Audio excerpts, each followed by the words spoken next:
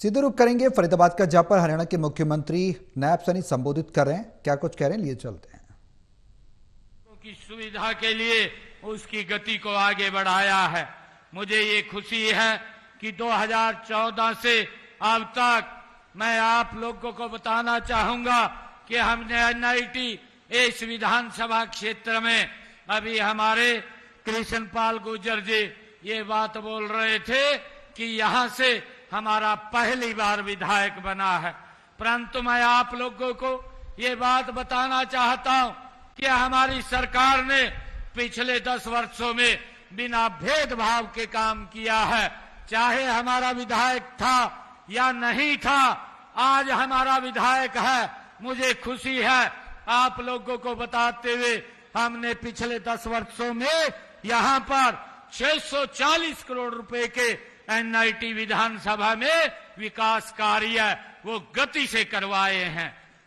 और मैं आप लोगों को ये भी बताना चाहता हूं कि पिछले 10 वर्ष कांग्रेस के भी 2014 से पहले कांग्रेस का शासनकाल रहा है, उन्होंने मात्र 272 करोड़ रुपया 10 वर्षों में खर्च किया है और हमने 640 करोड़ रुपया खर्च किया है। मैं बताना चाहता हूं कि कांग्रेस के मुकाबले में हमारी ये डबल इंजन की सरकार ने डबल पैसा खर्च करने का काम किया है। मैं आपको विश्वास दिलाता हूं, आपने अब ये ट्रिपल इंजन की सरकार बनाई है। अब 3 गुना ज्यादा गति से इस एनआईटी में विकास कार्यों पर पैसा खर्च करने के लिए हमारी सरकार काम करेगी। भाइयों, शहर प्रदेश का के विकास का एक आईना होता है। हमने फरीदाबाद नगर के निरंतर विकास के काम किए हैं। एनआईटी फरीदाबाद विधानसभा क्षेत्र की अगर मैं बात करूं तो फरीदाबाद यहां पर जो हमने पिछले 10 वर्षों में काम किए हैं, हमने फरीदाबाद एमएफडीए यहां पर बनाने का, उसका गठन करने का काम किया है। पिछली सरकार में केवल Gurugram metropolitan development authority GMDA बनाया था, उन्हें प्रदेश के विकास से कोई मतलब नहीं था, केवल गुरुग्राम की जमीनों से था। मैं आज, क्योंकि फरीदाबाद की तरफ उनका ध्यान नहीं था और उस कारण से ये फरीदाबाद पिछड़ गया था। यहां से पहले चंडीगढ़ जाती थी और सालों साल उसको पास करने में लग जाते थे, परंतु हमने उस व्यवस्था को बदला है कि यहां से फाइल चंडीगढ़ नहीं जाएगी, मुख्यमंत्री स्वयं आकर के एफएमडीए की बैठक को फरीदाबाद में आपके बीच में आकर के करेगा ताकि विकास कार्यों को गति मिल सके। आज उसी को लेकर के जो ये बैठक थी, हमने 550 करोड़ रुपए का ये बजट पास किया है ताकि फरीदाबाद के विकास कार्यों को हम गति दे सकें।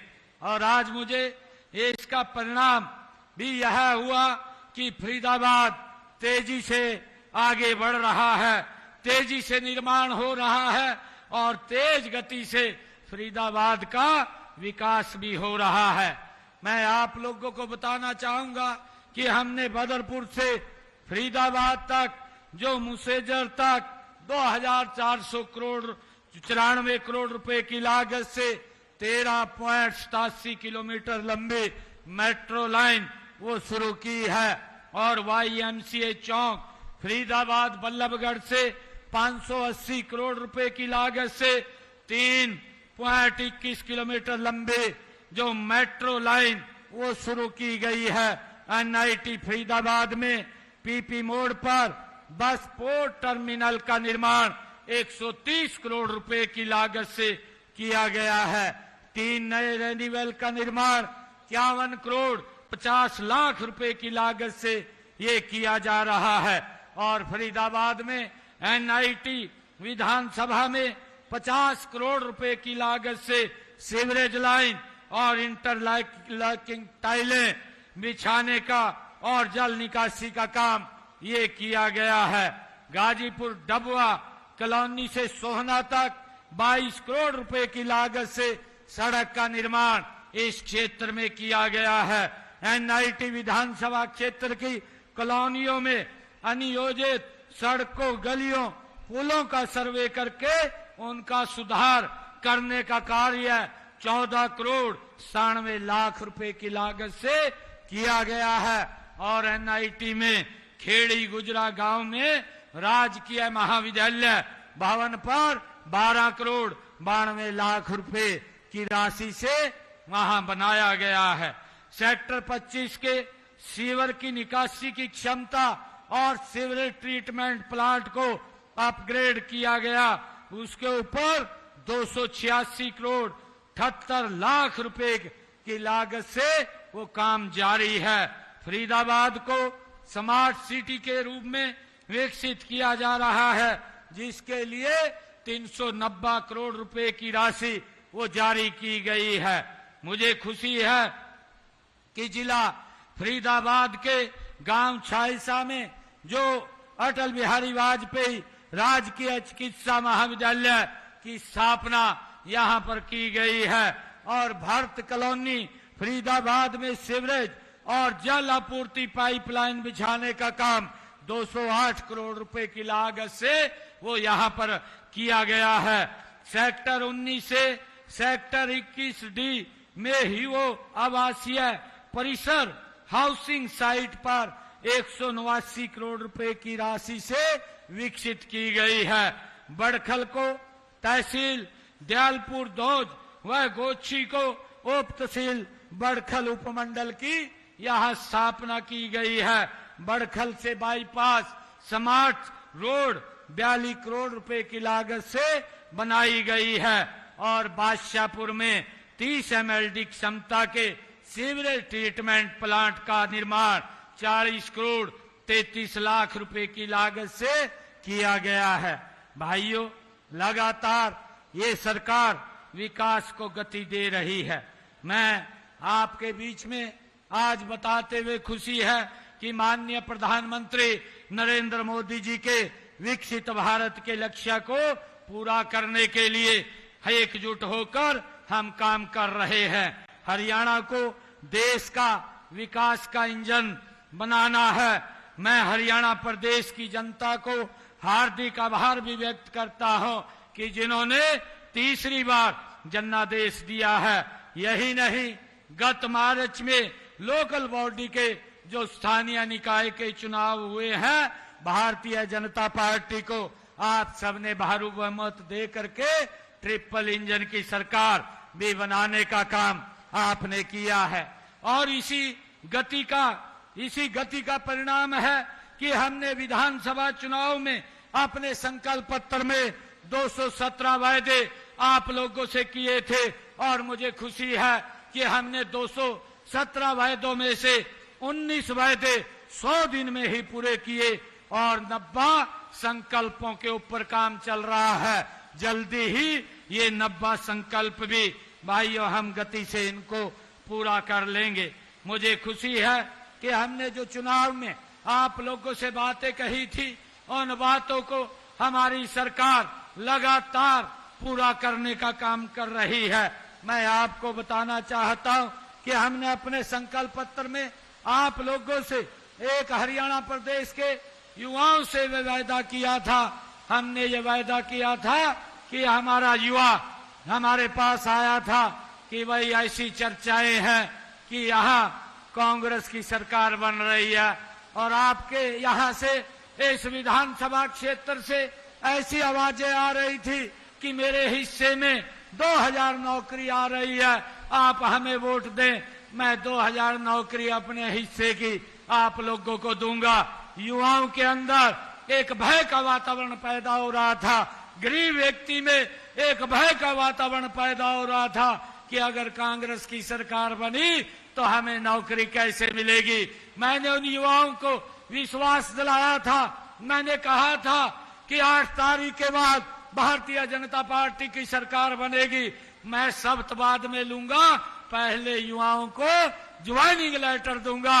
मुझे खुशी है कि हमने 25,000 युवाओं को पहले ज्वाइनिंग लेटर दिया और भाइयों, मुझे ये भी खुशी है बताते हुए, मैंने इसी मंडी के अंदर आप लोगों से एक वायदा किया था कि 8 तारीख के बाद हमारी सरकार बनेगी और हम जो डायलिसिस हॉस्पिटल के अंदर जो किडनी का पेशेंट है उसका बहुत भारी भरकम खर्चा होता था, उसको फ्री करने का हम काम करेंगे।